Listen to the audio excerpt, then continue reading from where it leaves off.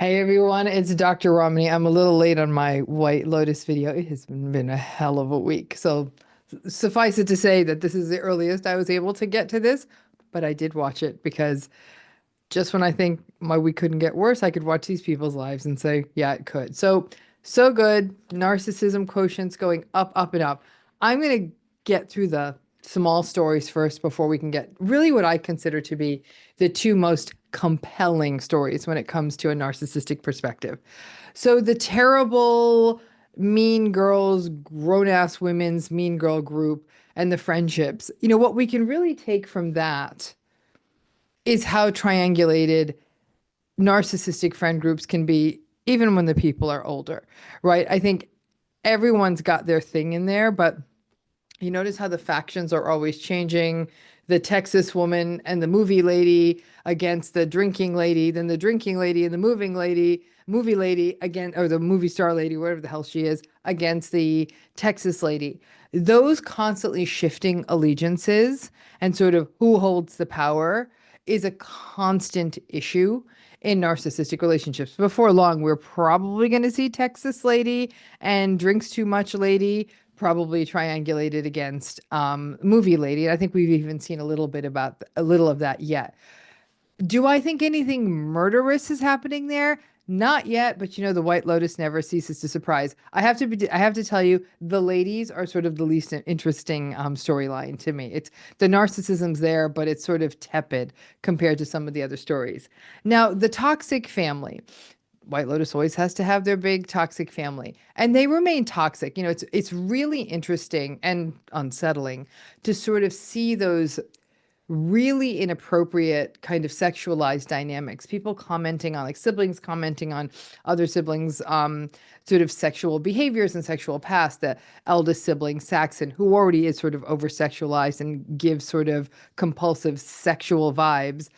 The way he sort of kind of is shaming his brother and kind of just sort of being sexualized in the brother's presence. Terrible boundaries, really inappropriate, gonna mess up the kid. And then you can see how, in a way, the kid sort of becomes a proxy for the brother's toxicity, and then says those same inappropriate things to their sister. And that's actually an important relationship to him. So that's really meant to say, like, look at how those toxic dynamics, one sibling who's sort of the golden child sibling in the family, though there seem to be two. The sister has her own golden child vibe, but it's really the son who's sort of taken on the toxic dad's sort of company way. Now, obviously, dad is falling apart. The jig is up with him.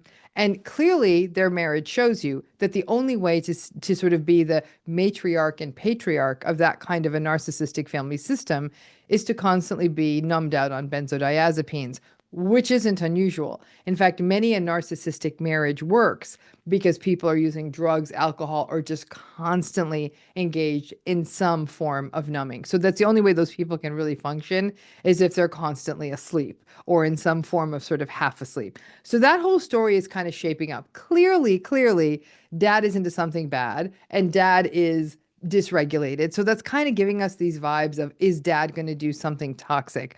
Still, that storyline's not speaking to me as much from a dangerousness perspective. Lots of narcissism, but danger, no. Now, I gotta say, the guy, the vulnerable narcissist who feels sort of sociopathic with the much younger girlfriend, there you got some really heavy, great narcissism vibes, in the sense that he is such a great sociopath and vulnerable narcissist in terms of how he's presenting. It's the rage that's always under the surface. There is a kind of a brooding anger at the world, a constant sneering contempt at everyone, a dismissiveness around his girlfriend, all of that. It's always there.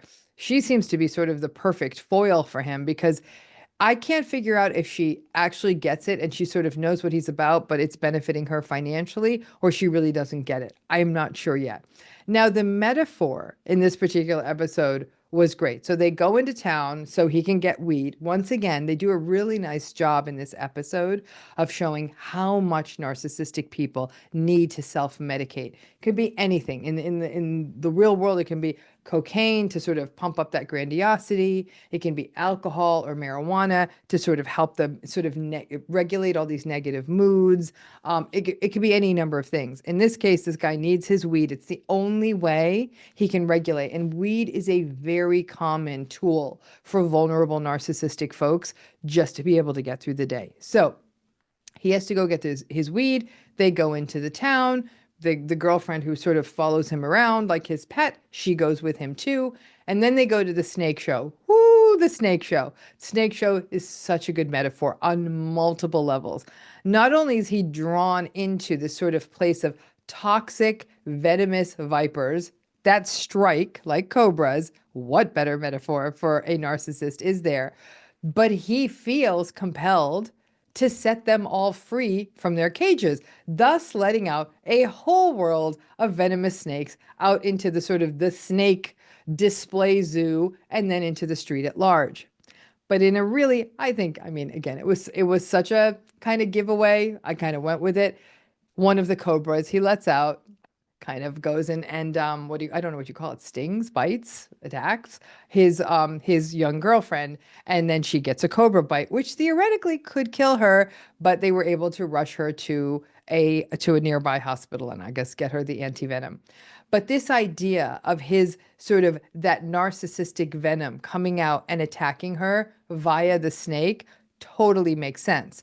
Now, you can see him sort of following behind and going and helping her.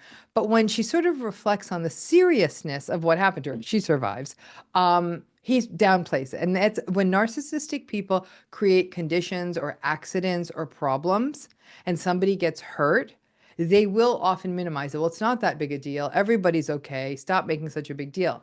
Now, she's an interesting character, the young girlfriend, the young British girlfriend of this guy, because she keeps having these sort of near misses with death, which I actually think is a great metaphor for her, who is a survivor of narcissistic abuse in this relationship, in that it's a metaphor for how sort of dangerous these relationships are. And in a way, you're sort of always skirting this line of absolute harm. And for her, it's literally happening in the storylines. One day she's in a shop, and then the prior episode, she's in a shop, and then there's the robbery. And then in this case, the snake attacks her. So it's sort of foreshadowing, is something terrible going to happen to her? I still don't think I'm feeling it. Now, of course, all of you know that what I'm thinking, and I'm going to get back to what I think, what now, because there's been some shifts in my thinking. But to me, the part of the episode that really made me sit up straight in terms of thinking about narcissism, and especially malignant narcissism, was of course, the Greg/Gary of it all, right?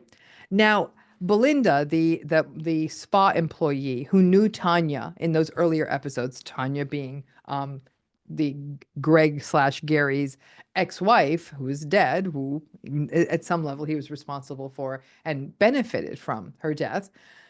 She's ballsy enough to go up and introduce herself. Now, she doesn't quite understand. We know stuff that she doesn't know. But it was a really great scene because when Belinda goes up to him and says, "Hey, aren't you Greg who was with Tanya?" He, of course, in an absolute cool, calm, and calculated way, denies it all. So now what we're seeing is Greg, calls himself Gary, probably is psychopathic. I've elevated him. After this episode, I don't think homie's just a malignant narcissist. I think he's full-on psychopath. The fact that he was able to architect Tanya's death the way he did and be away, and then inherit her many, many millions of dollars, and then take up with a sex worker from Dubai or Montreal, or where I don't even quite understand where that woman is from. That is his girlfriend. And the really interesting part is that, like many a psychopathic person, because you don't see that nervous system kind of arousal coming up, he kind of goes back to what I'm going to call the scene of the crime, because he's going back to stay at a White Lotus hotel. The premise of the show is that this is a really high-end, luxy brand. You would think that maybe someone would recognize you, because I think fancy people go to fancy places where they are recognized by people. And so it just almost feels like, it sort of felt like, again, like a killer taking a trophy from their kill, like showing up in that particular hotel chain, knowing how much it meant to Tanya, right? But Belinda goes up to him. I'm worried for Belinda, folks. I am very worried for Belinda, because the actor did a great job of that darkness, sort of shark eye quality going over his face when someone from that old life is starting to connect the dots. So it's the ultimate sort of unmasking. But in this case, it's not sort of the narcissistic unmasking that brings up shame. It's the psychopathic unmasking that brings danger. Because whereas a narcissistic person who's sort of unmasked may just sort of scream and rage at someone, a psychopathic person who is unmasked by someone is probably going to want to eliminate them. But there's a couple of things happening here, because not only do you see, again, and now Greg, which is his real name, even has an alias. Gary having an alias is a very psychopath move, by the way. He notices his paid girlfriend flirting with Saxon, the compulsive sexual son of the rich family. And even though he really doesn't care about her, as we see in many psychopathic relationships, for the psychopathic person, the person with whom they're in a relationship belongs to them. It's like a possession, like a watch or a car or anything like that. So he notices her making eyes at Saxon, the compulsive sex guy. And so now you can see Mr. Shark Eyes Greg and that psychopathic coldness over his face. It's now targeted at two places, at Belinda for sort of spying him out, and at his paid girlfriend for sort of daring to sort of step out of the lines. So needless to say, as much as I think the lovely young Thai woman who's rejecting the advances of the chronically emasculated security guard who, and there's some anger there, I'm shifting my attention a little bit. I do think now Greg is going to kill Belinda. That's what I think, because now you then close out also those two former storylines. But I think that unmasking dynamic is so powerful, and that for Greg to be able, and he's going to try to make it again. I think what's going to happen is Greg is going to try to set it up like he did with Tanya. He's going to get Belinda deaded, killed, but he's also going to potentially do the same with the paid girlfriend.